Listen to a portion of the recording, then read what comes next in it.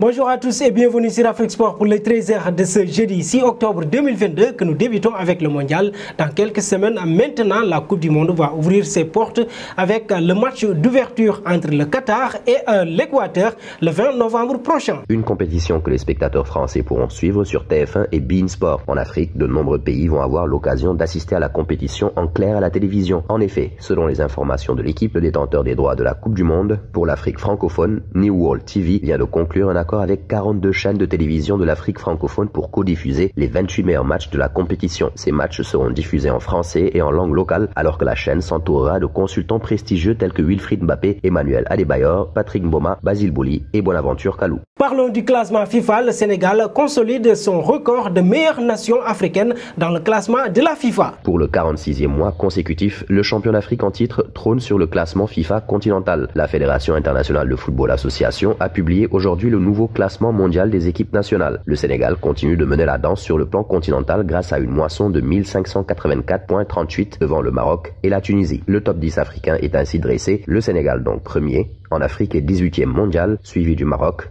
22e mondial de la Tunisie, 30e mondial du Nigeria, 32e mondial de l'Algérie, 37e mondial l'Égypte, 39e mondial du Cameroun, 43e mondial le Mali, 46e mondial Côte d'Ivoire, 48e mondial et Burkina Faso, 54e mondial. Un retour dans le passé avec l'affaire Serge Aurier-Laurent Blanc. L'équipe revient sur cet épisode mémorable du PSG qatarien qui a vu Nasser El Khelaifi agir très rapidement.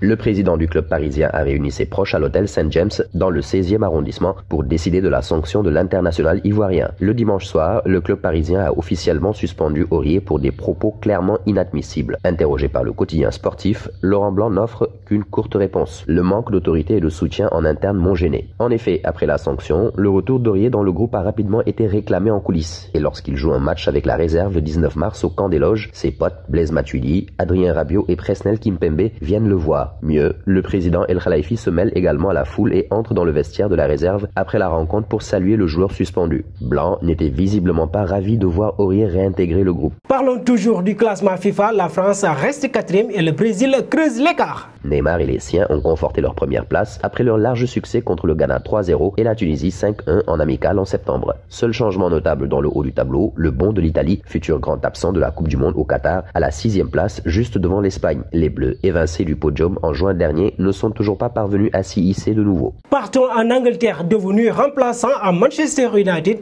Cristiano Ronaldo reste quand même professionnel. En conférence de presse, l'entraîneur mancunien Erik ten Hag a loué l'attitude de son attaquant portugais, même si ce dernier n'est pas heureux de s'asseoir chaque week-end sur le banc. Quand vous êtes ici, que vous êtes heureux et satisfait sur le banc, ce n'est pas le club où vous devez être. Cristiano est un vrai compétiteur, comme nous le savons tous. Il n'est pas heureux quand il ne joue pas, mais il s'entraîne bien, il est de bonne humeur, il est motivé et il donne le meilleur de lui-même, et c'est ce que nous attendons, a déclaré le coach des Red Devils. Malgré tout, CR7 cherchera sans doute à quitter Man U lors du prochain mercato hivernal. Et nous voici arrivés à l'instant quiz avec 3 indices qui vont vous permettre de connaître notre joueur mystère du jour. Premier indice, je suis un défenseur de 22 ans évoluant en Angleterre. Deuxième indice, j'ai joué pour 2 clubs dont Wigan. Troisième indice, j'ai rejoint mon club actuel à l'âge de 6 ans qui chuise. Vos réponses seront attendues en commentaire. Et nos félicitations à tous ceux qui ont répondu Carlos Soler lors du 13h de ce mercredi. C'était le joueur à trouver puisqu'il était milieu de terrain de 25 ans, évoluant en Ligue 1 qui a joué pour 2 clubs depuis ses débuts en pro. Il a disputé 226 rencontres dans son premier club. Terminons avec l'FC Barcelone. Les Catalans envisagent de porter plainte auprès de la FIFA. Furieux de l'arbitrage du choc contre l'Inter Milan perdu 1-0 en Ligue des Champions mardi, le FC Barcelone a envisagé de déposer une plainte officielle auprès de l'UEFA pour déplorer plusieurs décisions arbitrales, dont un penalty oublié dans les derniers instants pour une main dans la surface du latéral milanais Denzel Dumfries. Mais finalement, d'après les informations des médias espagnols, les Blaugrana ont décidé de tourner la page en abandonnant l'idée de monter un dossier contre l'arbitre Slavko Vincic. Pourquoi une telle décision? Car, peu importe l'action menée par le Barça, l'instance européenne n'aurait jamais accepté de changer le score final de cette rencontre. Le vice-champion d'Espagne en titre a donc décidé de ne pas perdre son temps. Merci à vous Marcel et nous arrivons au terme de ce 13h que nous bouclons avec la question du jour.